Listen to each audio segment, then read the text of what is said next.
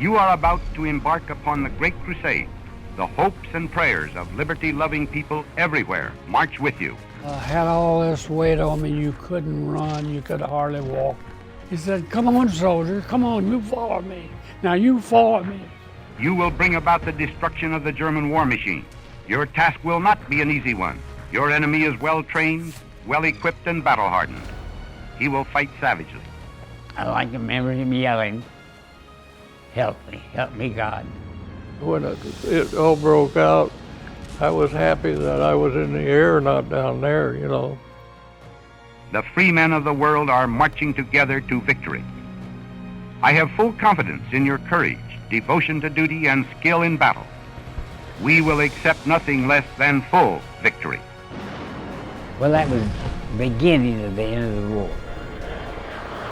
This is a momentous hour in world history. This is the invasion of Hitler's Europe. The war was just started for me then.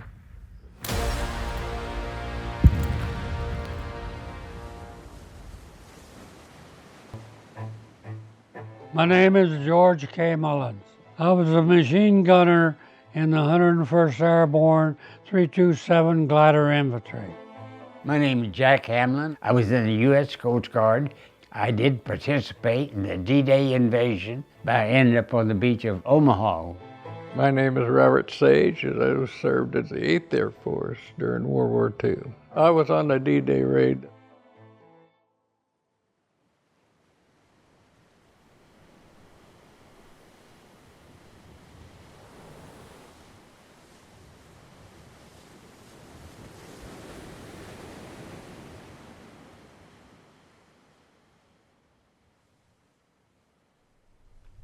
Born into the prosperity of the Roaring Twenties and raised in the collective suffering of the Depression era, young American men who went to Europe and Asia to bring the fight to Axis forces predominantly came from simple backgrounds. The future of the world would rest on the shoulders of many who had never even left their hometowns back in America, and with that they would earn themselves a new nickname: the Greatest Generation. I grew up in the Allegheny Mountains, and my grandpa was my idol. He taught me to hunt and fish and trap and what to look forward to in my young, wild future. I did enjoy my boyhood, except it was very hard. When I was going to grade school, I never wore shoes. I walked 2 miles there and 2 miles back, barefooted. I learned to live without eating. I learned to go to the winter without the warm clothes. This life that I lived then must have prepared me for the road ahead. Well, I was born in Monmouth, Illinois. My dad, he was a hard worker. He didn't make a lot of money, you know, but I did what I did for the family, and I didn't make a lot of money back, and that was enough to help them out. I lived on the north side of Springfield. One day I was sitting on the front porch and a car drove up. It turned out to be Tom Greenwade, the Yankee scout. He said, "Jack, we need a utility player over at Joplin, Missouri, where the Yankees had a minor league team." I said, "Oh, I'd love to." So he signed me a contract. During the second year, I caught rheumatic fever, and that ended my baseball career as far as the Yankees were concerned. When I recuperated, the war broke out. I was in the front yard of my home, and my mother called me in, and we listened to the radio. We interrupt this broadcast and bring you this important bulletin from the United Press. Flash, Washington. The White House announces Japanese attack on Pearl Harbor. December 7th, 1941, a date which will live in infamy. The United States of America was suddenly and deliberately attacked. I didn't grasp it all at that time, that it would involve me sooner or later. The first thing I knew about it, I was going to a basketball game. I hear this song, "We'll Remember Pearl Harbor." When that happened, I was ready to go to the service. All we could think of was to avenge it. I thought, well, you sons of guns will take care of that. I didn't want to be drafted, so I picked the Air Force. In my head, I said, I don't want to be in the infantry, you know. I want to be up there, you know. I was the first one to go down to see if I could get into the Naval Air Corps. I wanted to be a flyer. I was turned down because they found out in the x-ray that I had an enlarged heart caused by the rheumatic fever I had. Then I went to the Marine Corps and said my body couldn't take the strain with the bad heart. So I had a couple of boys I'd been playing baseball with, and they mentioned to me one day that, Jack, we enlisted in the Coast Guard. And they said, we think that we just stay here, there'll be no combat. So I did. I joined the Coast Guard with them. I took my basic training in Camp Wheeler, Georgia. I was straight infantry. What made you interested in being a paraglider? How did you end up in that community? They chose me. I went to Ireland. They sent me to the airborne and signed to the paragliders. It's very little training because you just get in the glider and you're gone. You know one thing about it, you're going to come down.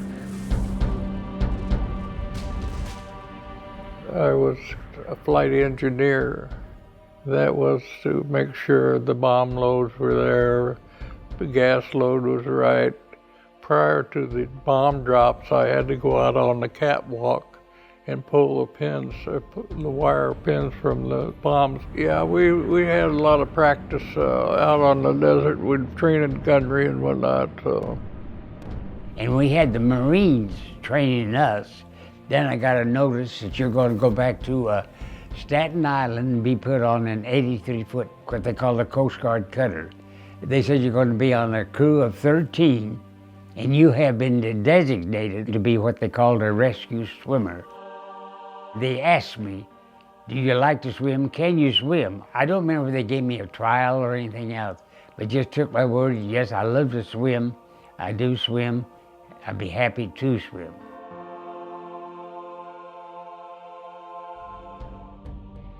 We went the southern route up from Africa to England. You know, as a young kid, I was only 18. I had never seen a tank or never seen a piece of artillery, or we hadn't been on maneuvers. 17 weeks of training, this is all we had. I was just 2 months into my 19 years old. I didn't know anything. It was about April the 1st. that I got to England. We had 60 Coast Guard cutters. D-Day. Around 11,000 aircraft, 7,000 ships and boats, and thousands of vehicles carried almost 160,000 Allied troops from the United States, Britain, Canada, and more into northern France in what would become, and still is, the largest amphibious operation in the history of the world. 4,415 Allied soldiers, sailors, and airmen would be killed on day one, and over 73,000 would be lost in following operations. Their road will be long and hard, and we know that by thy grace and by the righteousness of our cause, our sons will triumph. They will be sore tried by night and by day, without rest, until the victory is won. Men's souls will be shaken with the violences of war. For these men, they fight not for the lust of conquest. They fight to end conquest.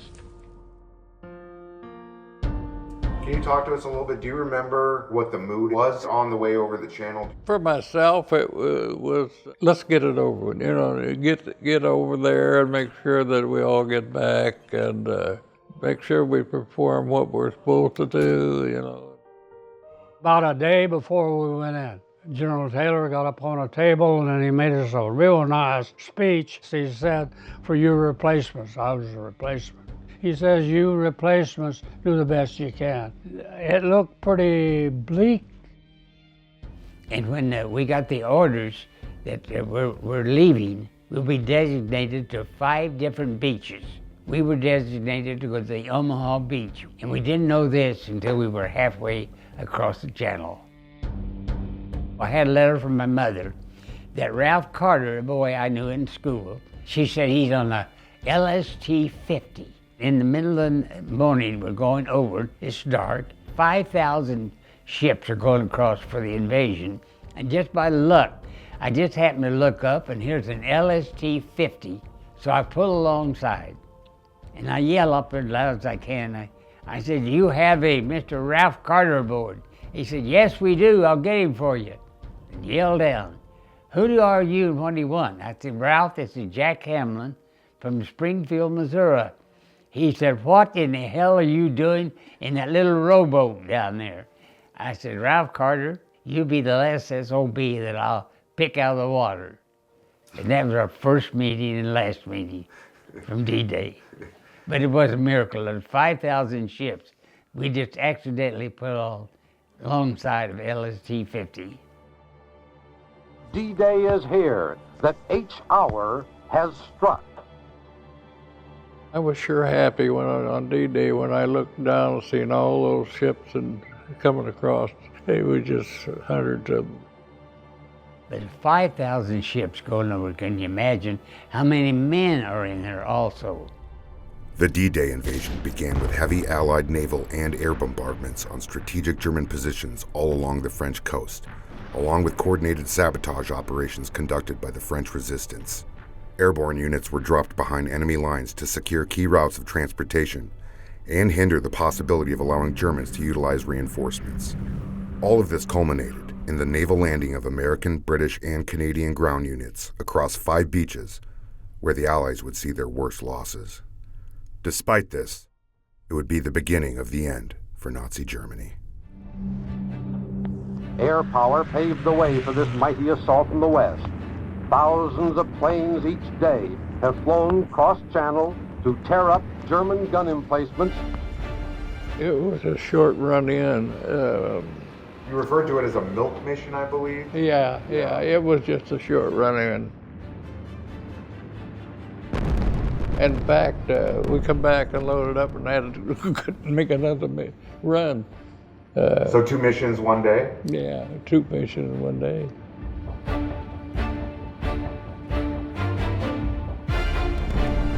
Others were, like I said, sometimes we got hit pretty hard of flak and damage from flak. But do you remember what that feels like, getting hit by flak? It's not a good feeling, that's for sure. From the air, the German coastal defenses were hit by every type of Allied aircraft. Bombers continued their assault on the beach. Yeah, my job was to go out, like I said, to go out on the catwalk and pull pins from the bomb nose. Then I'd watch it when they dropped them. It was my job to make sure the bomb bay doors were open when we dropped. And they were open, but at high altitude, they have a tension of creeping close. When we dropped the bombs, they were not all the way open. We dropped the bombs through the bomb bay doors, and we come home with no bomb bay doors. Like I said, I was glad I was up there and not down there because them poor guys had it rough, you know. Out in the channel, the rescue boats of the Coast Guard are looking for survivors and aiding damaged vessels. We had to stay out of the way of the invasion, get out of their way. All we did was stand by with the convoy going in, and then we knew they were in trouble. We were signaled to go pick them up out of the water. We were given instructions, don't pick any up that are dead, we'll get them later. All we want you to pick up the ones that are drowning, and you know they're alive, they're wounded. Then you've got to take them, when you pick them out of the water, put them on your cutter, and then you take them out to the hospital ships, which were kept 10 miles offshore, out of the range of the German guns. This is a momentous hour in world history. Heavy fighting is taking place between the Germans and invasion forces on the Normandy Peninsula. This is the European front, once again being established in fire and blood. The combat thing that we'll get into is very hard for me to do because I live it all over again. I went seaborne. Okay. About half of the regiment went airborne, and the other half, which I was in, we went into Utah. All we could hear would be the shells. It was rough that day. The water was rough. And I would say the water was at least 5 and 6 foot high waves.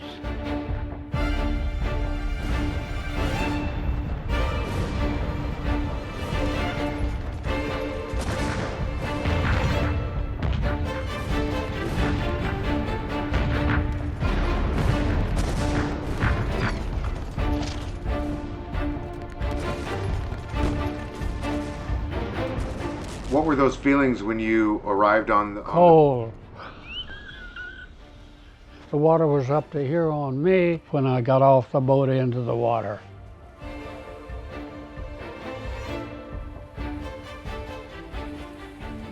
A lot of guys would have came back now. They died because they couldn't swim. I didn't know so many guys couldn't swim. There was one person that had my line around me. They put a line around me when I was in the water, rescuing the people. And the current was going probably 15 miles an hour. And there was one man yelling, "Oh God, to help me, oh help me, oh help me." Well, my line was only 30 yards long, and I didn't dare take it off, because I knew then I'd never get back to my cutter. He kept getting away from me, getting away from me. And I'll never forget that boy. I knew he drowned, because I saw his head go underwater when I could not reach him. And to that day, that's lived with me for forever. And will. Don't know who he was. I can remember him yelling, help me, God." That was his words, help me, God. Just one thing, during the war that will never escape me. So sorry. But I feel I did my job the best I could. And we had others. I'm not taking my crew was wonderful. I mean, in helping me in and out of the water and taking care of the people that I had pulled to the boat. They took care of them.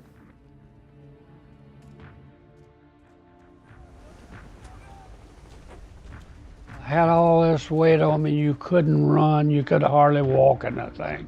I was pulling also a cart. This was stacked up with machine gun ammunition.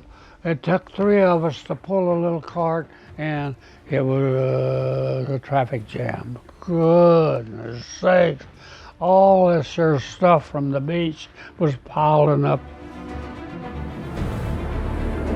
German planes have been in the sky now, the darkness is on us, and the tracers have been flying up, and bombs bursting on the shore and along in the convoys. And the only activity we had was the bombers, the German bombers, and he was humming over the beach. He bombed, but he didn't hit me. It was so close, all the boys hit the ditch. It didn't come very close, I don't think. Not as close as it did up in Bastogne. Jack Turk was our gunner, and he was the other swimmer also. Well, at the time, there was 2 German planes going over Omaha Beach. The gunner was in the water. I happened to be on the deck drying off, and somebody said, "Jack, there's an airplane coming over. Get on that gun and shoot." I said, "Good Lord, I've only shot that gun, the 20 millimeter, about twice." I said, "Well, get on it anyways." And by luck, that's all it was, just aimed the 20 millimeter and took it and shot down the German plane. All by luck. That's all I can say.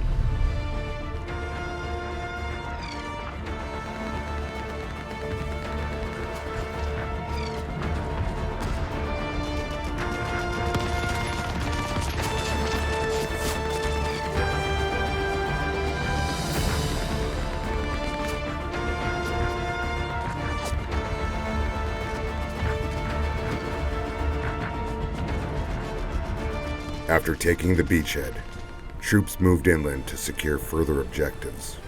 Though the day of days had been successful, the war in Europe was far from over. So it was getting daylight then. There's a German dead here and a German dead there. And I run over, I give this one a kick and he didn't move, and I went over and did the same thing to the other one. So we went from there to the Dove River, and there was a field. We dug some our foxholes. There was a sniper out shooting. Lee Master, one of our C Company men, he was foxhole or two up from me. He says, "Where is he, Sergeant? Where is he?" And he got a bullet right through his head. Them snipers, boy, killed a lot of men, which I guess our men did too. We were there, I estimated 2.5 days. Then we needed fuel. We had to go back to the pool for fuel. No, we went back again. And we probably picked up 4 or 5 bodies on that trip. Just so 2 trips. There was still a lot of work to be done. Oh, a lot of work to be done, yes, sir. That next morning coming up, we got the word it was going to make a river crossing. This is the Carrington operation. Everybody all the boats were across the river. So we went up the other side, and the lieutenant, he was laying on top of the dike. The river, and then you got a big dike that holds the water on each side. He said, "Pass it on, over the hill." So everybody went over there. Boy, talk about a hell breaking loose. Here come a barrage, just one after the other. Boom, boom, boom, boom, boom, boom, boom, boom, boom. And sure comes the rain. It shook the rain loose. It did. One of the boys, he fell beside of me, and I got down, check him out, and he was dead as 4 o'clock. And this is a nightmare. This is something that I can't even explain. The Lieutenant Patey is the name. He run back and he grabbed me by that old coat, and he lifted me almost off the ground. He said, "Come on, soldier, come on, you follow me. Now you follow me." I was laying beside this dead soldier. So I did. I followed him out there, and by that time, the barrage was lifting, and it's just exhausted. I was just all this explosion and all of that. I couldn't hardly walk. And I looked to my left, and 2 guys came out. One had a machine gun. He walked over to me and he, "Take this machine gun. You're now a machine gunner." I stayed with that same machine gun to the end of the war. And Lieutenant, he went to my left down the road. He got, a sniper killed him. All my sergeants except one, the first sergeant didn't get killed. The squad leaders all got killed. I didn't know it at the time, but later on, I did. And I went on up this little road next morning, nobody around. Boy, that was a bad feeling. I said, "Where is everybody? Where's everybody?" 72 days in the front line up there. The war was just started for me then. And how many people just, in the first few hours, do you think you guys had grabbed and Naturally, we couldn't count, and I don't remember. We got as many as over 25. Yes, sir. Do you have any feelings about your role in it? Do you see how important that was? I'm sure it was on my mind, but you don't think about it. You don't have time to think about it. And I never thought about my role till later in life. And it comes back. I remember so much now. I remember more now than I did then.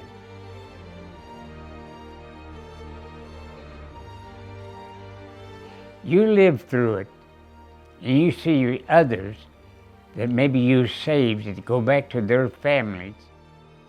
You know you did a good job.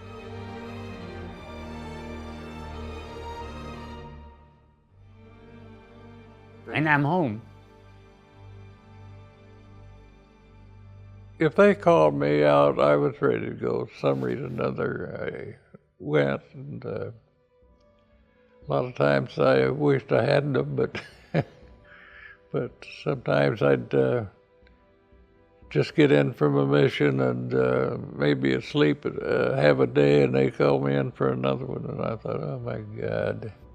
I put in 27 missions. Shot down on the 27th, and then we had to make a forced landing in Sweden. Yeah, it was hit pretty bad.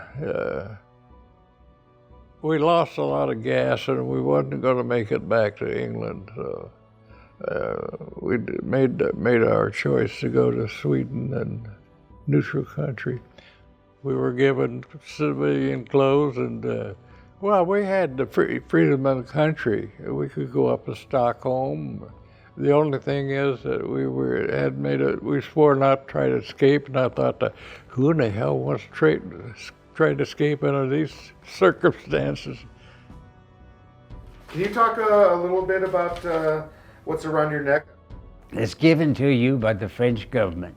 It's their highest award. It's like our Medal of Honor. It's given to an Allied soldier or sailor that did something for France. That's the highest honor for saving people during D-Day. I was over there all through the war. Everywhere the 101st was, the damn kid was there. But I'll tell you, I've seen stuff make you cry to just look at. Doesn't do me much sleep any good either. Never forget anything. Don't see why you can't just wipe it all out. It's not that easy. Well, we had a barrage that lasted all night. I'm the only one that got hit. I got hit in the shoulder. I thought I was shot square through. So I got back, and it's dark, and I couldn't find any blood. And I said, give me my gun back. I'll give them a little bit more. Well, if you're talking about women, oh my gosh. Yes, there's a couple of girls there that I was in love with. You always find one or two. You don't keep them long, but they find another soldier or sailor. If I was in Cherbourg Station, I met a French nurse, and I invited her one night to come down on my cutter and have a little wine and some turkey.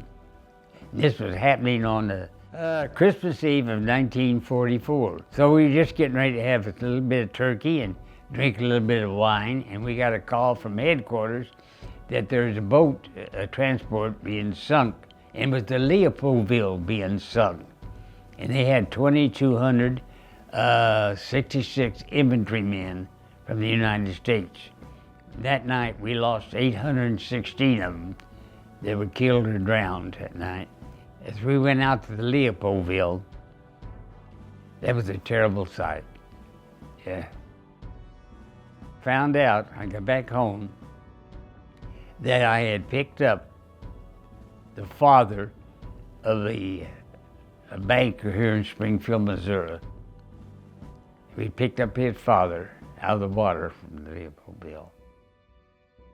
He come out, and it was Jimmy Stewart. Hello. I knew he was in our squadron. He said, I'm going to fly with you boys today. He got in the aircraft, he took over the pilot's seat. When we got back, I told the guys in my group, boy, you know who flew with us today? And they said, yeah, we found out about it. Yeah, Jimmy Stewart flew with you. There's so many people that'll be there at Omaha Beach when you go back. Out there walking, but then you walk on that sand and you think how many didn't get off that sand, and know that you're walking in a memory that should mean, well, that was the beginning of the end of the war, to me. I often thought of where the bombs hit, you know, whether they had collateral damage or whether it hit some families or whatever. Hope not, but sometimes I'm sure that happened. I think about that a lot. I went in the insurance business. I know I enjoyed it, started my own agency, and I think I was a success. 3 children, have 2 daughters and a son, never cost me a dime, never asked for a dime. I love them.